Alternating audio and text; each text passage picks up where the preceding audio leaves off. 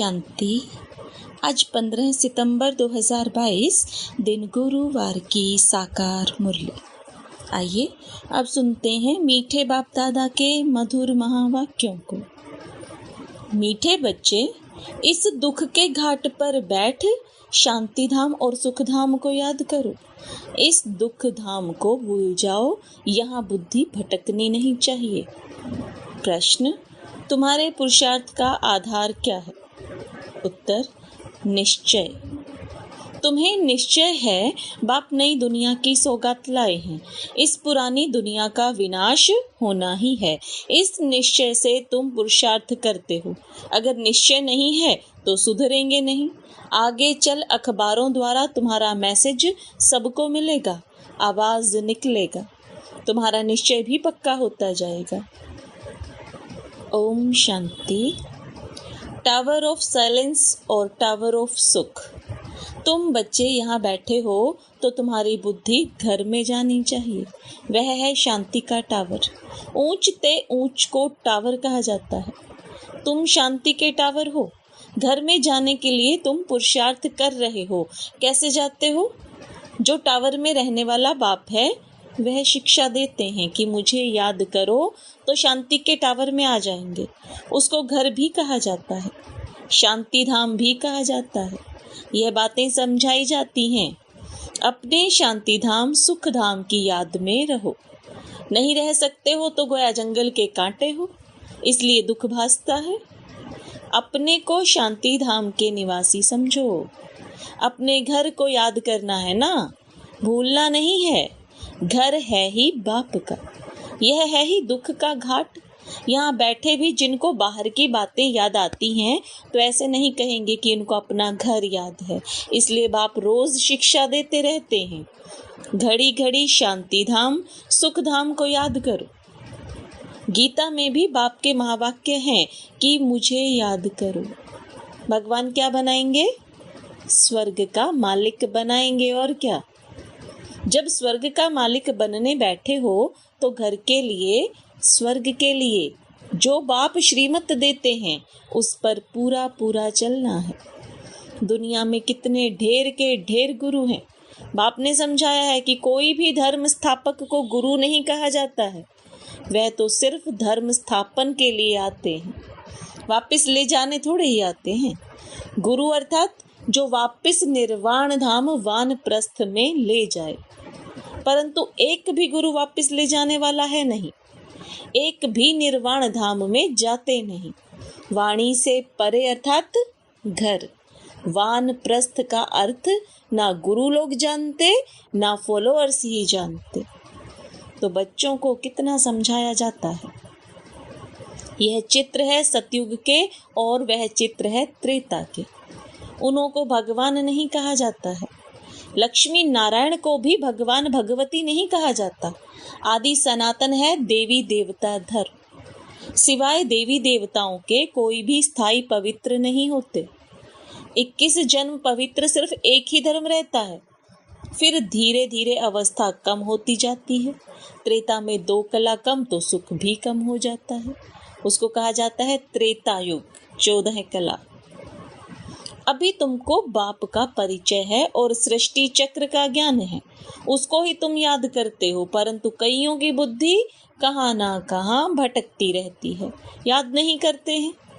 अच्छा, और कुछ भी ना समझ सको तो आस्तिक बनकर बाप को तो बुद्धि में याद करो। बाप और रचना के आदि मध्य को तो जानते हो ना। उस झाड़ का आदि मध्य अंत नहीं कहा जाता है। इस झाड़ का आदि मध्य अंत है, क्योंकि मध्य में रावण राज्य शुरू हो जाता है। कांटा बनना शुरू होता है, बगीचा जंगल बनना शुरू होता है। इस समय सारे झाड़ की जड़ झड़ीभूत अवस्था हो गई है। सारा झाड़ सूख कर तमो प्रधान हो गया है। सारा सूखा हुआ झाड़ है, फिर कलम लगाना पड़े। इसका कलम लगता है, कलम ना लगे तो प्रलय हो जाए।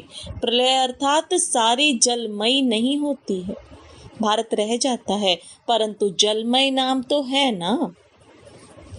मीठे मीठे बच्चे जानते हैं कि चारों ओर ही जलमयी हो जाती है, भारत ही सिर्फ रहता है।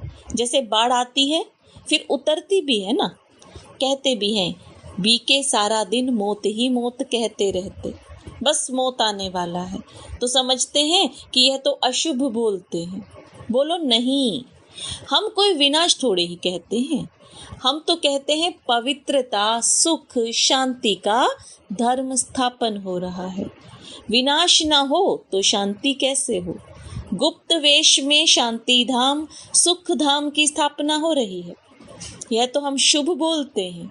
तुम भी कहते हो ना, हे पतित पावन आओ, हमको पावन बनाकर ले चलो। तुम खुद कहते हो ना कि हमको ले चलो। हम भी शुभ बोलते हैं, तुम भी शुभ बोलते हो। तुम कहते हो हमको पावन बनाकर इस दुख धाम की दुनिया से ले चलो शांति धाम में। यह तो शुभ बोलते हो ना। कहते हो आओ माना पतितों का विनाश करो, पावन की स्थापना करो। मांगते हो ना कि आकर विश्व में शांति स्थापन करो। शांति तो सतयुग में ही होती है, सो तो गुप्त वेश में विश्व में शांति स्थापन हो रही है।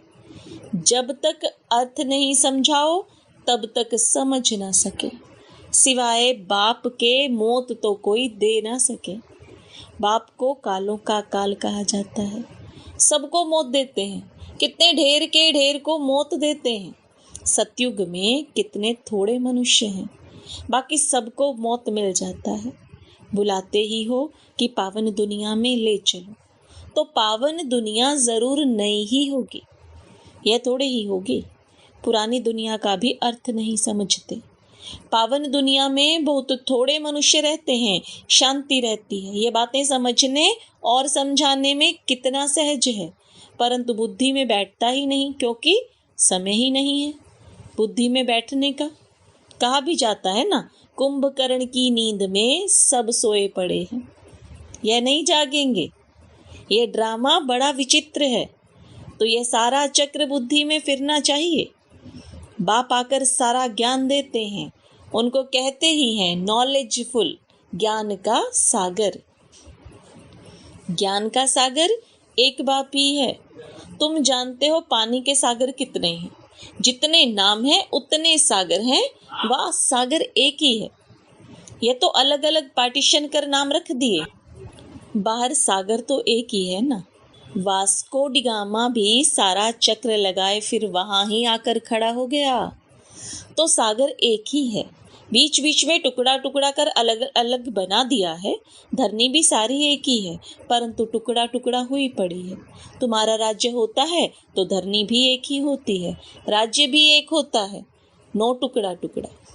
बाप आकर राज्य देते हैं सारे सागर पर, सारी धरनी पर, सारे आसमान पर तुम्हारा राज्य होता है। मुक्ति में तो सब जाएंगे, बाकी जीवन मुक्ति में जाना कोई मासी का घर थोड़े ही है। मुक्ति में जाना तो कॉमन है, सब वापस लौटेंगे। जहां से आए हैं फिर वहां जाएंगे जरूर, बाकी नई दुनिया में सब थोड़े ही आएंगे। तुम्हारा ही राज्य है। कोई कोई तो इतना देरी से आते हैं जो पुरानी दुनिया शुरू होने से थोड़ा ही पहले, यानी 200-400 वर्ष पहले आते हैं। वह क्या हुआ? जो अच्छी रीति नहीं पढ़ेंगे तो त्रेता में भी पिछाड़ी का थोड़ा समय रहेंगे। 16 कला तो कभी बन ना सके, 14 कला के भी पिछाड़ी में आएंगे। उनको सामने दुख की दुनिया देखने में आएगी, कांटों की दुनिया के नजदीक आ जाएंगे। वहां कोई यह मालूम नहीं पड़ता है। सारी नॉलेज अभी है जो बुद्धि में धारण करनी होती है। इस समय मनुष्यों के पास पैसे देखो कितने होंगे, कितने महल बनते रहते हैं, कितनी ऊंची ऊंची माड़ियां अर्थात मंजिलें बनाते रहते। समझते हैं सतयुग से भी भारत अभी ऊंच है, अभी ही 18-20 मंजिल बनाते रहते हैं, तो अंत में कितनी मंजिल वाले बनाएंगे। सतयुग त्रेता में तो यह माड़ियां अर्थात ये फ्लोर मंजिल होती नहीं, द्वापर में भी नहीं होती। यह तो कलयुग में जब आकर बहुत मनुष्य हो जाते हैं तो 2 मंजिल 10 मंजिल बढ़ाते जाते हैं, क्योंकि मनुष्य बढ़ते जाते हैं। तो वह जाएं कहाँ? धंधा धौरी बहुत है, तो बड़े बड़े मकान भी बनाते रहते हैं शोभा के लिए। जंगल से मंगल होता जाता है, कितने अच्छे अच्छे मकान बनते रहते, जमीन लेते रहते हैं ना। बॉम्बे पहले क्या थी? 80-90 वर्ष में देखो क्या हो गई है। पहले तो कितने थोड़े मनुष्य थे, अभी तो देखो कितने मनुष्य हो गए हैं। समुद्र को सुखाया है, अभी भी देखो समुद्र को कितना सुखाया है। पानी जैसे कमती होता जाता है, मनुष्य वृद्धि को पाते जाते हैं, तो पानी कहाँ से आएगा? पानी कम होता जाता, समुद्र हटता जाता, धरती छोड़ता है तो मकान बना देते हैं। फिर पानी चढ़ जाएगा तो कराची व बॉम्बे का बहुत सा हिस्सा पानी में चला जाएगा। तुम जानते हो यह सब खंड खत्म हो जाएंगे, आफतें आने वाली हैं, इसलिए बाप कहते हैं जल्दी जल्दी तैयार होते रहो।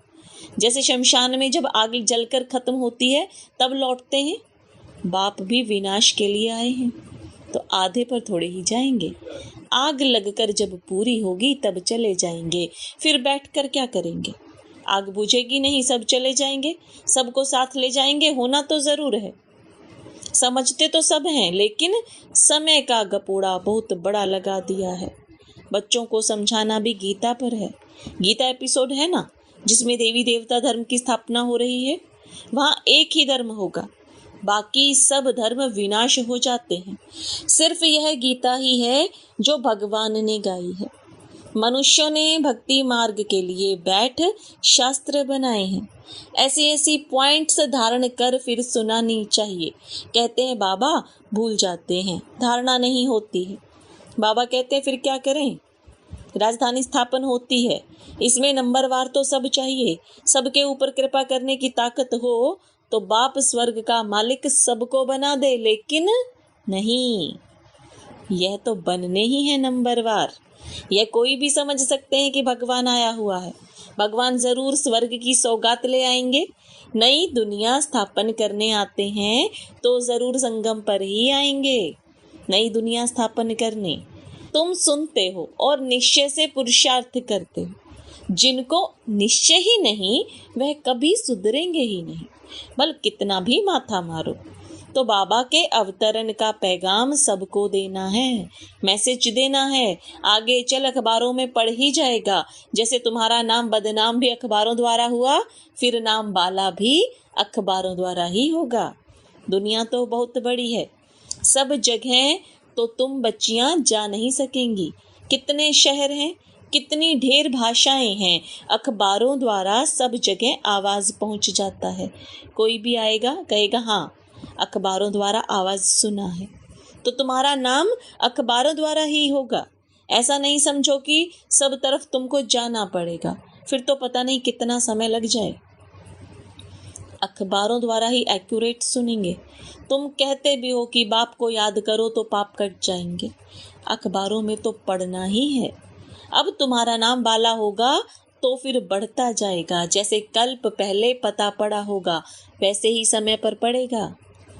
सबको मैसेज मिलेगा, युक्तियां चल रही हैं, बहुत अखबार वाले डालेंगे, किसी को बुद्धि में बैठा और डाल देंगे। सब धर्म वालों को मालूम पड़ जाएगा, तब तो कहेंगे अहो प्रभु तेरी लीला। पिछाड़ी में बाप की याद सबको आएगी, परंतु कुछ भी कर नहीं सकेंगे। यह खेल है ना, खेल को जान जाएंगे। 84 का चक्र खेल सब अखबारों में पड़ जाएगा। जहां भी जाओ अखबार जरूर निकलते हैं। अखबार द्वारा सबको आवाज तो पहुंचता है ना। तुम्हारी बातें तो सबसे ऊंचे है ना। विनाश का समय भी तो जरूर आना ही है, ड्रामा प्लान अनुसार। जैसे कल्प पहले मालूम पड़ा होगा अभी भी पड़ेगा। धीरे धीरे स्थापना होती है ना। संगम युग याद पड़े तो स्वर्ग भी याद पड़े। स्वर्ग को याद करो और मन मना भव, पाप को भी याद करो तो बेड़ा पार हो। जब तक विनाश ना हो शांति कहाँ से आए? विनाश का नाम ही कड़ा है। मनुष्य सुनकर बहुत डरते हैं, यह तो राइट बात है ना। पतित दुनिया में अनेक दुख हैं, पावन दुनिया में अनेक सुख हैं। बाप देखो सौगात कैसी लाते हैं। अच्छा, मीठे मीठे सिकिलदे बच्चों प्रति माता पिता बाप दादा का याद प्यार और गुड मॉर्निंग। रूहानी बाप की रूहानी बच्चों को नमस्ते। रूहानी बच्चों की रूहानी बाप दादा को याद प्यार गुड मॉर्निंग और नमस्ते। धारणा के लिए मुख्य सार: पढ़ाई को अच्छी तरह पढ़कर ऊंच पद पाना है। आफतें आने के पहले नई दुनिया के लिए तैयार होना है। अपने को सुधारने के लिए निश्चय बुद्धि बनना है। वाणी से परे वानप्रस्थ अवस्था में जाना है। इसलिए इस दुख धाम को भूल शांति धाम और सुख धाम को याद करना है। वरदान: किसी भी परिस्थिति में फुल स्टॉप लगाकर दुआओं का अधिकार प्राप्त करने वाले महान आत्मा भव। महान आत्मा वो है जिसमें स्वयं को बदलने की शक्ति है और जो किसी भी परिस्थिति में फुल स्टॉप लगाने में स्वयं को पहले ऑफर करते हैं। मुझे करना है, मुझे बदलना है। ऐसी ऑफर करने वालों को 3 प्रकार की दुआएं मिलती हैं। पहली, स्वयं को स्वयं की दुआएं अर्थात खुशी मिलती है। दूसरी, बाप द्वारा, और तीसरी, ब्राह्मण परिवार द्वारा। इसलिए अलबेलापन नहीं लाओ कि ये तो होता ही है, चलता ही है। फुल स्टॉप लगाकर अलबेलेपन को परिवर्तन कर अलर्ट बन जाओ। स्लोगन: संकल्पों की एकाग्रता द्वारा ही श्रेष्ठ परिवर्तन में फास्ट गति आ सकती है। ओम शांति।